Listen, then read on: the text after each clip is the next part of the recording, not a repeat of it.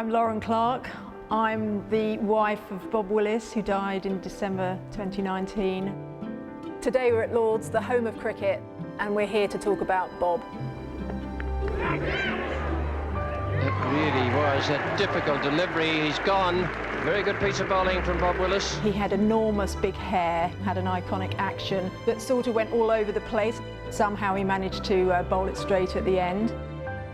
Bob was diagnosed with prostate cancer in April 2016. His urine flow was a bit slower. Unfortunately, his PSA was pretty low, so they didn't think there was anything to worry about. So it was left, come back again in another 6 weeks. Eventually, he had an MRI scan and a biopsy. The outcome was extremely serious. It was an aggressive form of prostate cancer, and it had already spread outside the prostate to his bones. We need more money to do research to get a better test. It's important to have new treatments coming up all the time as well. The highlight of Bob's England career was in Headingley in July 1981. Here we are with the original Ashes urn. It's such a small trophy, but such a huge prize. Australia need 130 to win. They get to something like 51 for 1. And then I don't know what happened to Bob, but he was a man possessed. He's got a touch on it, he's gone. No celebrating any wicket, completely self-hypnotised.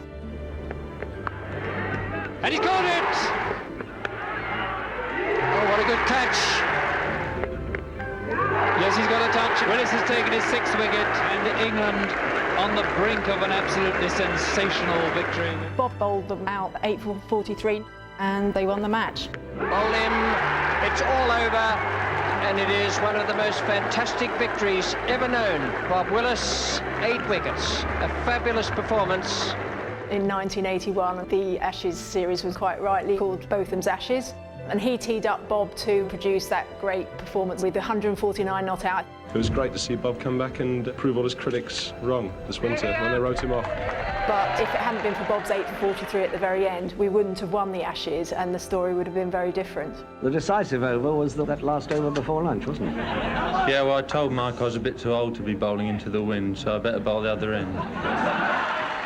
That day was the most important day of Bob's life because he kept his place. He then went on to become England captain for 2 years, and then when he retired, he got his job for Sky and became quite a famous broadcaster with lots of opinions. There should be 3 sets of stocks, one for Andy Flower, one for Alistair Cook, and one for Jonathan Trott, and a great big barrel of rotten tomatoes to hurl at them. He was encouraged to perfect this persona that was nothing like he was really. He was very good at acting, playing up, never sitting on the fence, and he spent quite a lot of time coming up with some classic lines. Standing up, he looks like a performing seal at feeding time, flapping away there. Well, it wasn't a patch on my game, was it? Young man, when your little purple patch comes to an end, I'll have you back in the dock. Yes, he loved being a pantomime villain. We've got loads and loads of stories about people who were terrified of meeting him, and when you met him, he was the most lovely, gentle man. This is a picture of Bob with his famous cricketing contemporaries. I'm not sure it actually is Bob. It doesn't look all that like him. I think he thought it was a bit embarrassing, really. Mine is completely different to that. It doesn't even have a face, but both are equally valid, I hope. During lockdown, I decided to take up art for the first time in 32 years, and I thought I'd do a picture of Bob's iconic action. When they needed to design a trophy for the Bob Willis Trophy final, I showed my painting to Edward Asprey, who made the trophy. He drew out the sketch of the design and produced this, which was pretty special for me. I want Bob to have a legacy to try and help save men's lives. The memorial book to him sold really well to raise money for Prostate Cancer UK. A cricketer and a gentleman, he was a gentleman, he wasn't that character that you saw on TV, really.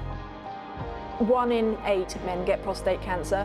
1 in 4 black men get prostate cancer. It's a very, very big problem. You're more likely to get prostate cancer if you have a history of it in your family, so you must take that very seriously.